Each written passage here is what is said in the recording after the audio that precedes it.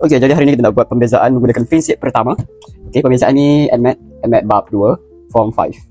Okey, so kalau kita ada y sama dengan 5x square, ini kita nak bezakan dia.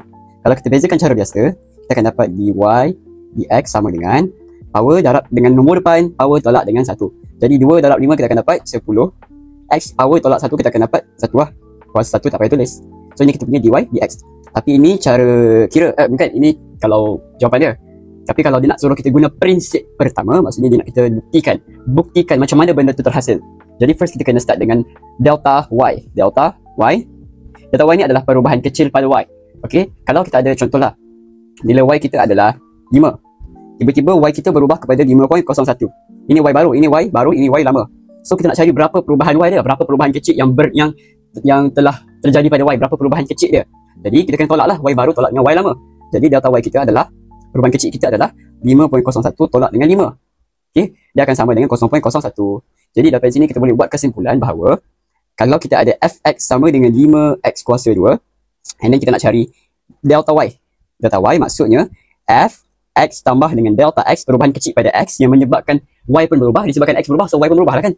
Kena tolak dengan fx. Macam ni. Okey, fx tambah x tambah dengan delta x ni adalah nilai y yang baru, tolak dengan fx mesti nilai y yang lama. Okey, jadi kita gunakan fx ni.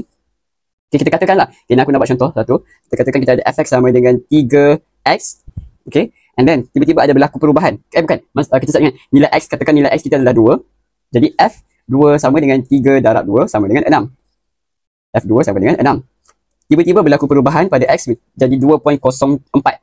Jadi data x kita berapa? Data x kita adalah 2.04 tolak dengan 2. Kita dapat 0.04. Jadi ini kita punya delta x. Delta x. Nilai y yang baru, which is f 2 tambah 0.04 lah, sama dengan 3 darab dengan 2 tambah 0.04. So kita akan dapat dah 3 darab dengan 2.04. Okay, so kira dapat berapa itu nilai kita punya nilai kita punya 2.04, kita punya nilai y yang baru. So berapa dia punya delta y? Delta y kita adalah benda ni f2.04 tolak dengan f2. Dapatlah nilai kita punya delta y. Okay, so sama juga dengan ini. Delta y, gunakan lain lah. Delta y sama dengan fx tambah delta x. Oh, sorry. Fx kita adalah 5x kuasa 2. Jadi, kalau kita ubah x ni jadi x tambah delta x, maksudnya x yang dekat sini pun kita ubah juga jadi x tambah delta x. Jadi, dia akan jadi 5, tak nampak lah. Dia akan jadi 5x tambah delta x. Ini bukan 8 tau, ni delta. Kuasa 2 sebab ada kuasa 2 kan kat sini, 5, pilih balik. X ni kita gantikan dengan x tambah delta x. Lepas tu kita kena tolak dengan nilai, kita kena tolak dengan nilai y yang lama, which is 5x kuasa 2 lah. 5x kuasa 2 macam ni. Okey, lepas tu kita tulis balik. Delta y sama dengan, ini kita kena kembangkan dulu. X kuasa 2 tambah 2x delta x tambah delta x kuasa 2. Tolak 5x kuasa 2. Lepas ini baru kita boleh kembangkan lah. Kita akan dapat 10x delta x tambah 5 delta x kuasa 2. Tolak 5x kuasa 2. Ini kita punya delta y. Jadi kat sini kita nampak 5x kuasa 2 dengan negatif 5x kuasa 2. So kita boleh potong. Ini potong dengan ni lah. So yang tinggal apa? Yang tinggal, buat yang lain. Yang tinggal 10x delta x tambah 5 delta x kuasa 2. So ini, kita boleh faktorkan. Faktorkan apa? 10 dengan 5 ada dalam sifir yang sama. Sifir 5. Sebelah sini ada delta x, sebelah sini pun ada delta x. Betul? Jadi kita boleh faktorkan. Kita faktorkan 5. Kenapa? Kita faktorkan nombor 5. 5 dengan delta x lah. Sebab kat sini ada delta x, kat sini pun ada delta x. Kita ambil yang paling kecil. 10 dengan 5. Sorry. 10 dengan 5. Yang paling kecil adalah 5. Dah 5. Delta x sebelah sini dengan delta x sebelah sini kuasa 2 kan? So kita ambil kuasa yang terendah, kuasa 1. Lepas tu 5. 5 delta x darab apa? Dapat ini. Darabkan dengan 2x lah. Sebab delta x dah ada. 5 dah ada. Darab apa lagi dapat 10? 2 lah. Sini ada x, sini tak ada x. So kita darabkan dengan x. Macam tu. So lepas tu 5 delta x darab apa? Dapat ini. Darabkan dengan delta x lah.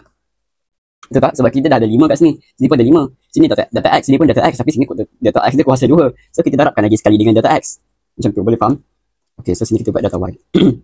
Okay, so dy dx, which is pembezaan y terhadap x, dia adalah nilai yang menghampiri. Ini nilai menghampiri tu, dia macam ombak ni.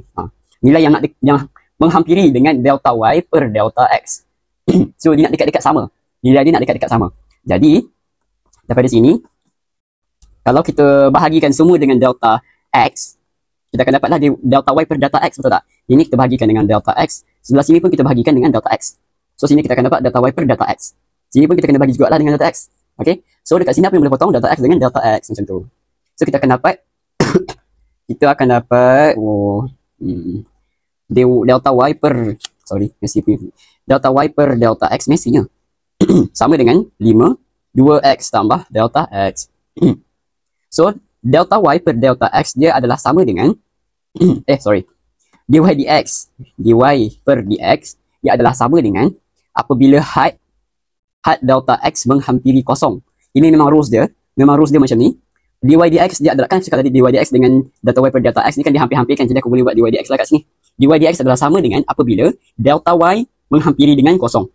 Okay, had delta X menghampiri kosong. Untuk benda ni lah 5 2X tambah delta X.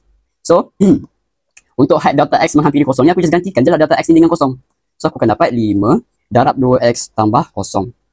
So, sini aku dapat 5 darab 2X. So, aku akan dapat 10X dy dx. Sama dengan 10X. Kan sama dengan ni. Okay, tu je.